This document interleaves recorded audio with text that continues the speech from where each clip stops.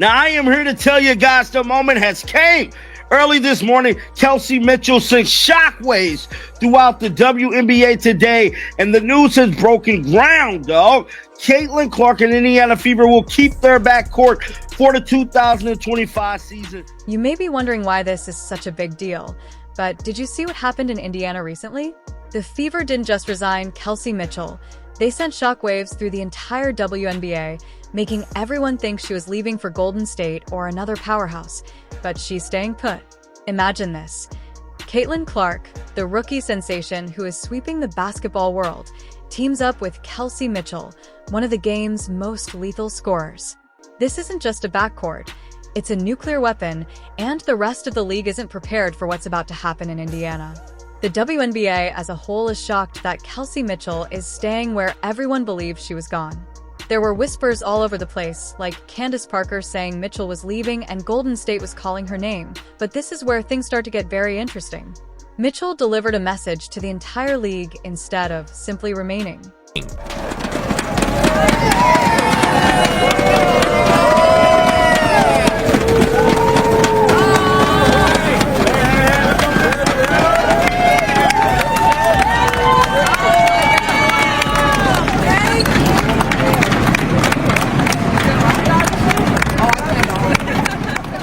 You may be wondering why this is such a big deal, but let me tell you that Mitchell isn't just any player. She is a scoring machine who averaged 19.2 points per game last season and shot 47% from the field.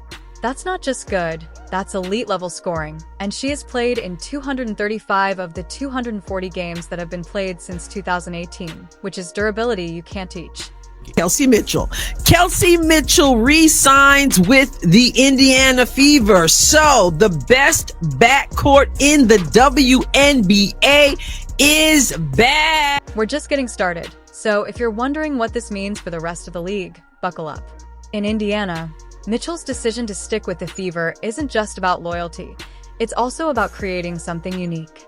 Remember how the team made the playoffs last year when no one gave them a chance. And now they're not just building a team, they're starting a dynasty. What's up, everybody? Kelsey Mitchell here, and I'm a Fever girl again. So to my fans, to the basketball world, I'm excited to be here. I'm excited to be back. Indy has been good to me, and hopefully I could pour in and give the same. So here's to being a Fever girl. Consider it. In the backcourt, Mitchell and Caitlin Clark are not only unjust, but also quite frightening. With Aaliyah Boston controlling the paint and Mitchell being a superb off-ball scorer who can open up space and opportunities for her teammates, particularly Clark, you have a recipe for success.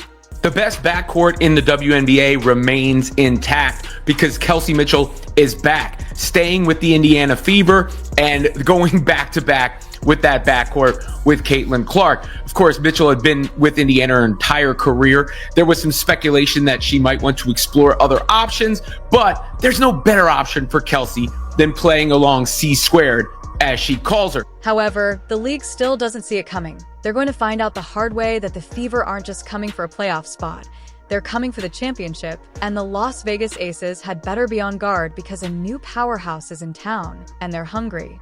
What's really telling is that the Indiana Pacers publicly celebrated Mitchell's return, which isn't just a kind gesture, it's a sign of respect and recognition. The Fever are beginning to command within the league.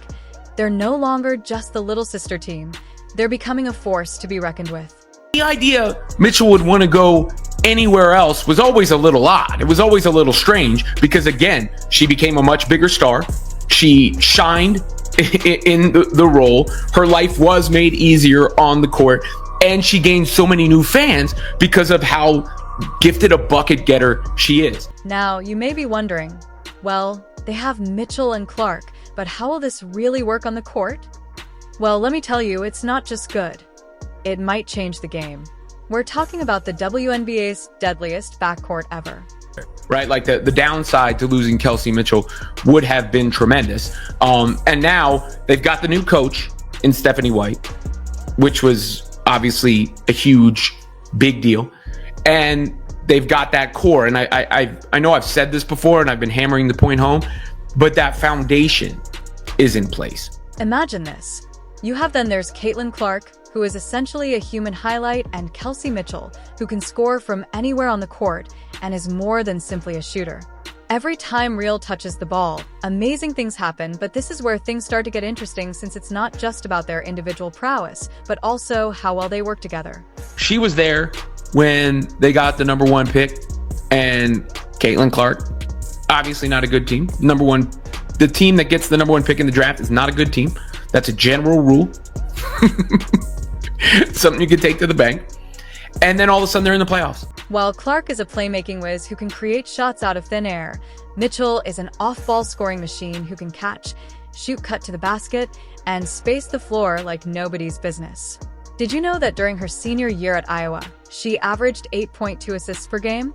That's not just good, it's historic. At the same time, this is a situation that allows someone to be destined to thrive. Destined to thrive. You get to play with a once-in-a-lifetime player in Caitlin Clark, who brings once-in-a-lifetime attention. An organization that knows what they're doing, where you've been, where you're going to be celebrated. Imagine now attempting to argue that you should concentrate on Clark. When you lock in on Mitchell, he burns you. Clark discovers the open teammate. It's similar to whack-a-mole in basketball, but the moles are scoring machines, and you're the defenseless defender attempting to stay ahead. But there's more. Don't forget about Aaliyah Boston's dominance in the paint. This is a three-headed monster that can assault defenses in so many different ways that it's nearly unfair. It's not just a backcourt. So there you have it. Kelsey Mitchell back with the Indiana Fever. Really exciting news for fans of the team, because I think that was the only thing that was needed to make free agency a success, if you will. Not a smashing success as of yet, because they still have to upgrade the rest of the roster, but that was the move that needed to happen. That was the move that they needed to solidify for it not to be a failure. And the crazy thing is, some people are still blind to the future. They're just focusing on Mitchell and Clark separately, failing to understand the larger picture, which is that this duo will intensify the Fever's quick-paced defensive style. Remember when people used to laugh at the Indiana Fever? Well, those days are over, because last season they shocked everyone by making the playoffs when no one gave them a chance, and that was with some serious challenges holding them back. Now they have Stephanie White, a coaching mastermind, who is already fixing their biggest weakness: defense. Both players excel in transition and can finish well at the rim. It's like adding rocket fuel to a sports car. She'll get a ton of all-star votes. She'll sell a ton of jerseys. She'll have her life made easier with the passes she receives, the defenses she faces, because of the attention of the other players. She'll get to go off, and she's fun to watch. Like, look, I don't care where Kelsey was playing. She's fun to watch. She's fast. Got that boogie in her game. Brilliant to watch in that regard. Bucket getter. Born bucket getter. You may be thinking, okay, they made the playoffs, but what? Well, this is where things start to get really interesting. The Fever aren't just trying to sneak into the postseason anymore. They're creating something bigger that could upend the entire league. And I'm not just talking about Mitchell and Clark dominating the scoreboard. When you think about it, you have a coach who knows how to put it all together, young players like Clark and Boston veterans like Mitchell. It's like they're creating the ideal basketball recipe, and the rest of the league has no idea what they're cooking. This is major, because for the simple fact, let's say they don't decide to get anybody. They still made the playoffs last year. We know they could have done a hell of a lot better if it wasn't for Christy Size kind of sabotaging the team a little bit, allegedly. Here's the real kicker, though. Everyone is so preoccupied with the Fever's explosive offense that they are overlooking the most important component of the puzzle. Recall that we mentioned Stephanie White is improving their defense, but she is more than just a coach. She has a secret weapon that will make this team a nightmare for opponents. Now, you may be wondering what kind of secret weapon we are discussing here. Is it a new defensive strategy, a training method, or perhaps something entirely different that will make you ask yourself, why didn't I think of that? Indiana Fever need is a bench. They get a good solid bench, and a good point forward that can shoot. They good, bro. At the end of the day, that is what I believe they need to compete for as champions. When you combine that with the offensive firepower we've been discussing, let's just say the rest of the league better start paying attention. The truth is that it's not just about XS and OS. It's about a completely new style of play that will leave other teams rushing to keep up. Are we seeing the beginning of the next dynasty in the NBA?